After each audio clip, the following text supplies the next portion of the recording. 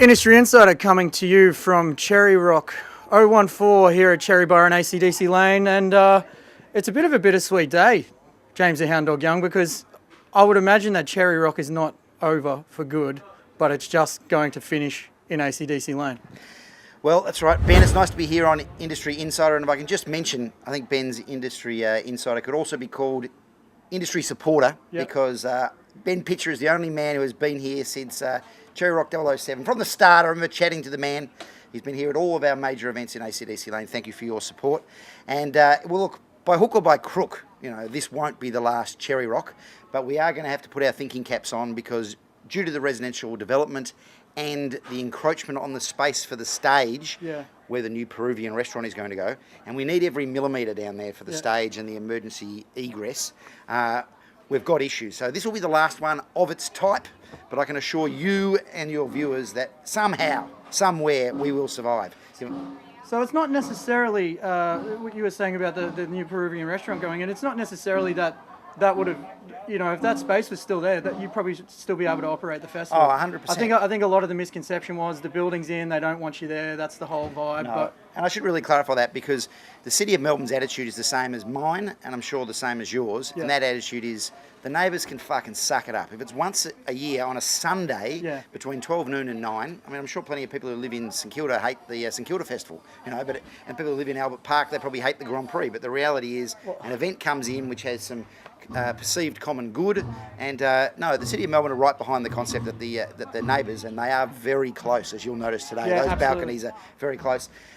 We can put the event on, we just don't have the space based on the concrete development. Fair enough. Well, that's, you know, that's interesting to know because I guess, you know, like I said, it is a common misconception. I was under the impression that perhaps they didn't want you to have it there. Now they've built the residential area, but that's good to clear the air anyway.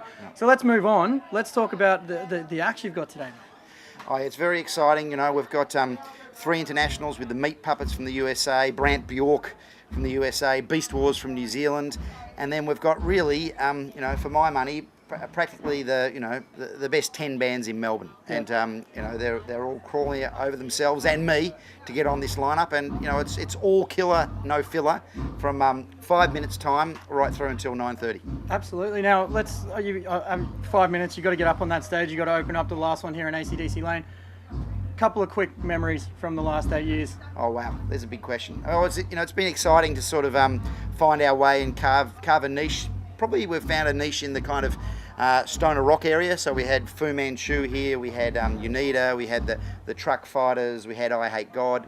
But you know, the highlights have really come from the people. It's like we get 800 heavy drinking, well-behaved heavy music fans having a denim group hug in ACDC Lane. There's a lot of love out there, and just standing there with the cold VB in your hand and the shadows of the corporate buildings on your shoulders, but still just loving the music. And of course, I mean, I do like mentioning that when we had Simone squeezing her breast milk 10 metres onto the lead singers of 6 Foot Hick, the Brisbane tough rock band. That was a highlight, and seeing Brendan from Eddie Current Suppression Ring being lifted by the crowd almost like Iggy Pop in 1970 in Cincinnati, being held on the base of his feet was amazing. Having a surprise act in our first Cherry Rock back in 2007, who we only paid $100 for, and that was Airborne, and they played in ACDC Lane. And but I'm just holding on to my ultimate vision, Ben Pitcher, and that is the reason we started this festival, the reason we're still doing it, is because I want ACDC to come and play in ACDC Lane.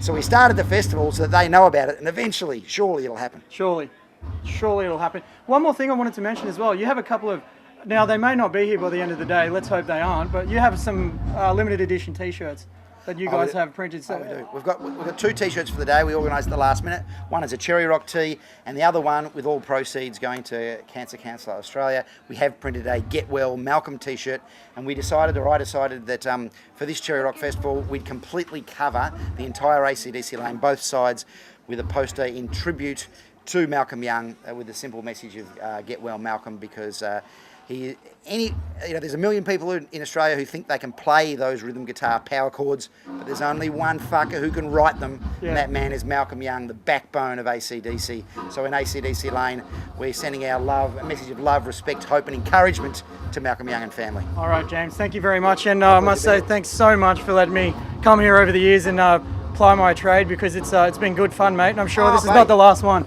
You're a piece of the furniture, Ben Pitcher. Thank you, sir. Thank you. Cheers. Cherrybar.com.au if you want any more information on coming to Cherry, and you should if you haven't, because you're damn well missing out. Industry Insider here from Cherry Rock 014. Love you, Ben. Oh.